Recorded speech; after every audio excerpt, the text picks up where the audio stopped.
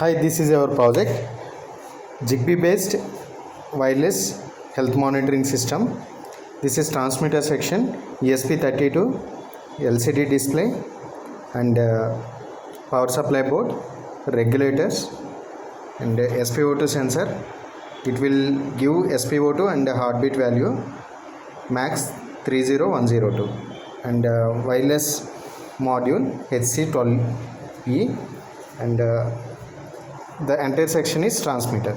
Coming to the receiver, again wireless module and Arduino Uno, power supply board, regulator, LCD 16:2 LCD, buzzer. Here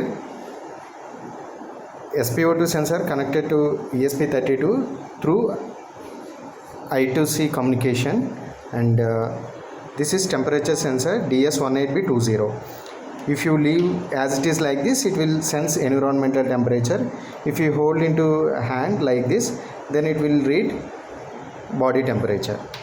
So based on these two sensors, it will calculate temperature, heartbeat, SpO2 values, and displayed on LCD, and for every 1 second it will upload data to receiver side, and this receiver takes this data and process through serial communication, and based on Arduino firmware it will display on LCD. And while execution of this project, for better communication, please keep transmitter and receiver at least 1 meter away from each other. Here I have kept just 1 feet, but for better communication, if you keep more than 1 meter, it will be good. And we have to give power supply here to ESP32 baseboard, as well as power supply to Arduino here. Both are 12 volts 1 amp adapters. And after power on, initially title is displaying on the both the sides.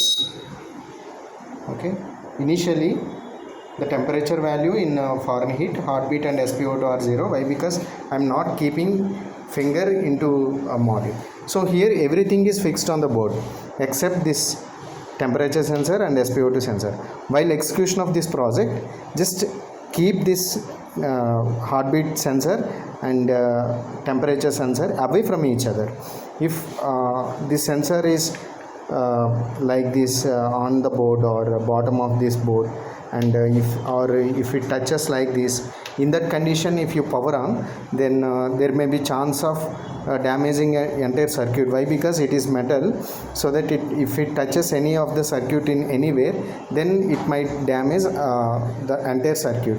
Just while execution, just keep these two sensors away from each other and away from main board also. Okay, and your finger should be dry, and if you finger keep properly like that, then it calculates values, heartbeat value, and so if heartbeat value calculates more than 70, then only SpO2 will be triggered. So I have to keep properly. You can put any hand, and we have to tightly press onto the sensor like this, then it will calculate the values. If heartbeat value more than 65, then only it will calculate. We have to press it little bit tight. Then temperature, these values uploading to receiver side, heartbeat value, SpO2 value, temperature value. If I am going to heat up this temperature sensor, if it crosses more than 100 Fahrenheit, then a buzzer will be coming. We will see that, but don't heat up too much, just heat up more than 100 only. I am taking matchbox here, and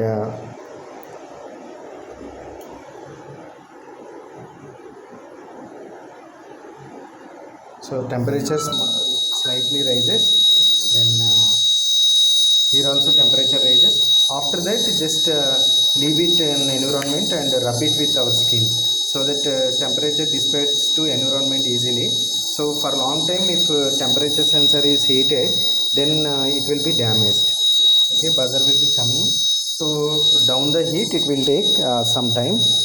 Continuously we are reading the values, and temperature value is also going to down, and the same values are uploading. Whatever value is visible on transmitter side, those values are coming on the receiver side. If I remove the hand, then it is zeros. Even here also zeros. Here 105, 104, and if I rub like this, then, and while it will not touch to the circuit also. Okay, always sensors are away from the other components. Now 102, and we will see 101, and yeah, whenever it down less than 100, then buzzer will be stopped. Okay.